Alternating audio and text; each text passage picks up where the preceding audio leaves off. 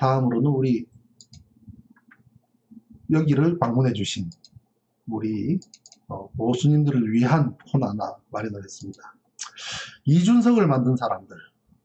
자, 이준석을 만든 사람들 국짐 OB팀의 숙명적인 패착이 있습니다.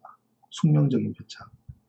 제가 이준석 얘기를 자꾸 하는 데는 뭐냐면, 이준석 대표는, 국진당의 대표는 이렇든 저렇든 2021년이라고 하는 올 한 해에 시대적 아이콘이 됐습니다. 정치 변혁의 아이콘이 됐습니다.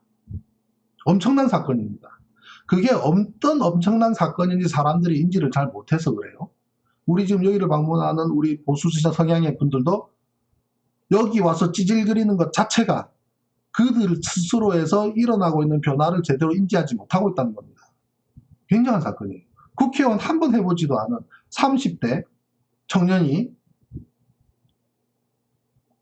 우리나라 보수라고 참 말하기도 싫은데 우리나라 수구 집단의 최고 당 대표의 자리에 올랐다는 사건은 엄청난 사건이에요.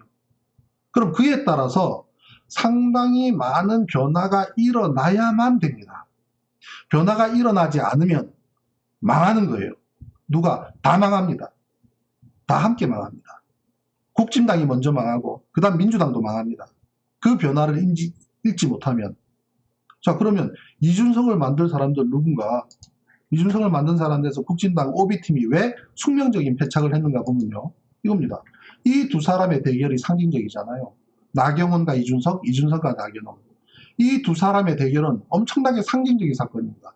수구 꼴통의 대명사, 그럼에도 상당히 번듯한 것으로 포장된 수구 꼴통의 모습을 나경원이 갖고 있다면 상당히 지적인 또는 그런 학폭과 학식을 가지고 있는 젊은 청년이 국민의 짐당에 들어가서 거기서 국회의원은 한 번도 한 적은 없지만 이렇게 저렇게 목소리 내다가 당대표까지 도전하게 된 이 환경의 변화 자체가 엄청난 변화를 추동을 하는데, 이 두 구도에서 자 보십시오.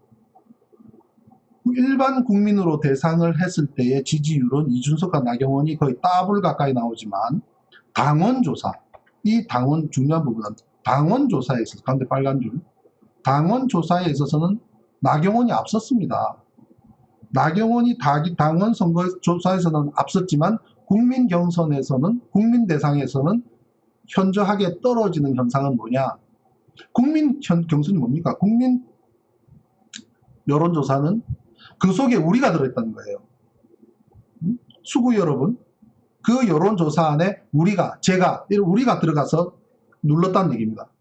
우리 입장에서는 이준석하고 나경원이 붙어서 과거 같으면 시끄러워, 난 니들한테 관심 없어, 전화가 와도 딱 끊어버렸겠지만 이번은 달랐을 겁니다.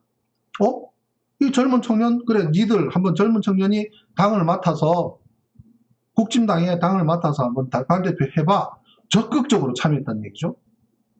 네, 국민 경선이 50%라면 OB팀들, 올드보이, 국진당의 올드보이의 가장 큰 배착은 지들처럼 필요 없어, 당원들만 조사할래 하고 몰아갔다면 현재의 국진당의 정통성, 정체성, 꼴통성, 그 모델을 그대로 유지하면서 나경원이 당대표 하면서 지금 가고 있을 거예요.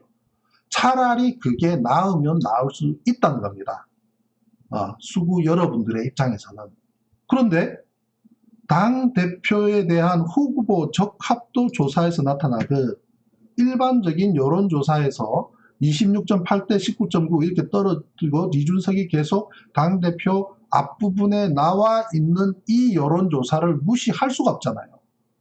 국진당이 국진당스럽지 않게 저런 일반적인 후보 적합도 조사 결과를 반영을 하다 보니 국민 경선 일부분을 믹스시킨 겁니다. 어떻게 보면 강요된 민주화를 받아들일 수밖에 없는 절차가 존재했다는 거죠. 또 부분적으로는 우리 당도 변화해야 돼 어쩌고저쩌고 하는 목소리가 결국은 자기들의 목숨을 쪼아버리고 자기 스스로 자기 목에 목걸이를 달아버린 꼴이 돼버렸는데 어떡합니까? 그죠? 결과적으로 그렇게 돼버린 거예요. 그럼 그 국민 경선 안에 우리 같은 민주주의 개혁적인 진영의 사람들이 가서 이준석 너 한번 당대표 해봐 라고 해준 거예요. 그러면 이 변화는 이 변화는 국진당이 또는 그 지금까지 지지 세력이라고 하는 분들, 이 이른 아침에 여기 들어와서 이 방송을 보는 분들, 아니면 이 방송을 찾아서 들으시는 당신들, 여러분들이 변화하지 않으면 절대로 이거를 긍정적으로 끌고 가지 못합니다. 자, 제가 천안함 사건의 당사자니까 제가 한번 팁을 줘볼까요? 만약에 여러분들이 야, 우리 보수가 이래도 되나? 이거 가만히 들어보니 이거 우리가 2010년에 천안함 조작한 거 맞네? 이거 보수 맞아? 국가가 국민들을 속여? 야, 이거 우리가 밝혀야지. 우리가 밝혀서 우리가 먼저, 민주당도 지금 가만히 있는 거 보니 뭐 골치 아픈 사건인 것 같은데 우리가 밝혀서 우리가 하고 이거 국민들한테 사죄하고 그럼 우리는 정권 잡을 자격도 없네? 좋아, 10년이든 20년이든 꿇어 엎드려서 용서를 구하고 그 다음에 우리를 개편한 다음에 합리적인 보수로 거듭나서 우리 보수한테도 표를 주십시오. 우리한테도 기회를 주십시오. 라고 하자라고 한다면 그나마 기회가 있을지 모르지만, 그렇지 않으면 여기 와서 찌질거리는 댓글만 달고 그러고 있는 한 이준석이라고 하는 새로운 아이콘으로 대변되는 당신들의 정치 변화를 당신들은 수용하지 못합니다. 뭐 그러면 다음 대선에 그러면 그럴 일은 없지요. 보다시피 우리 정청래 의원께서도 말씀하셨지만 윤석열은 롱런하기 힘들 거다. 중간에 가기 힘들 거다. 그 상황이 나타나고 있죠. 누가 나오든 그 사람들은 올드보이가 나올 수밖에 없는 한계가 있기 때문에 이준석이라는 사람은 앞으로 국진당 내에서 또는 보수 내에서 최장기간 최장수 당대표가 될 가능성이 높지요. 최장수가 될 겁니다. 왜냐하면 적어도 박근혜가 탄핵된 것은 정당했다라고 판단할 수준 정도는 갖췄기 때문에 보수 세력을 합리적인 방향으로 끌고 갈 수 있을 만큼의 약간의 많은 폄하도 하고 그 모자라 그 정도는 안 돼. 물론 그런 부분도 있지만 적어도 그 정도를 보여주는 사람은 우리는 저쪽 동네에서 발견하지 못했거든요. 그나마 이준석이 할 줄 안단 말이죠. 그렇다면 새로운 개편을 하는 데에 저 정도의 사람은 그 역할을 합니다. 그런데 문제는 그 밑에 있는 물이 더럽기 때문에 저기는 이쪽 동네에서 저수지 물빼기 전략 하나만으로 고사하게 됩니다. 죽습니다. 그렇기 때문에 이준석이라는 정치적 또는 시대의 아이콘이라 할지라도 저 안에서는 자기 정치적 뜻을 펼치지 못합니다. 그렇기 때문에 어떤 면에서는 다음 대선은 우리 정치 변혁에 굉장히 중요한 변곡점일 수가 있습니다. 그 문제는 뭐냐? 이 코드를 민주당이 읽지 못하면 수구 세력의 몰락과 괴를 같이 할 거란 얘기죠. 함께 물러갈 겁니다. 객관적으로 놓고 봐서 적어도 옳고 그르고 참과 거짓, 정의가 불의 이걸 떠나서 정치적인 역량과 판단면에 있어서 우리 민주당의 초선 의원 가운데 이준석과 견줄 만한 사람 한 명도 저는 없다고 생각합니다. 누구 잘하지 않느냐? 천만에요. 다 만나봤죠? 천만에요. 아니란 얘기입니다. 그만큼의 변화를 추동할 만큼 변화해야 된다는 절실함을 느낄 만큼 잘 싸우는 사람 몇 명 있어요.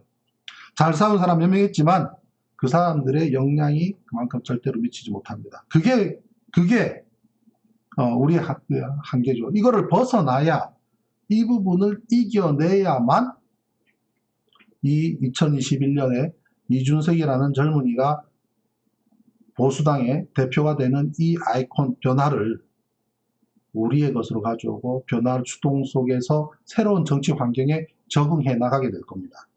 물론 다음 대선하고는 아무 관계없습니다. 그 이후에도 변화하고 발전을 해야 되는 거기 때문에요. 여기 와서 찌질거리시는 분들은 빨리 가서 우리가 변화해야 되는데 어떻게 변화해야 될까 그거 고민하시라고요. 왜 그런 팁을 주느냐? 우리나라 정치 발전해야죠. 이쪽이나 저쪽이나 50호 100호인데 네. 아무튼 그렇게 한번 정리를 해봤습니다. 자, 오늘은 목요일인데요.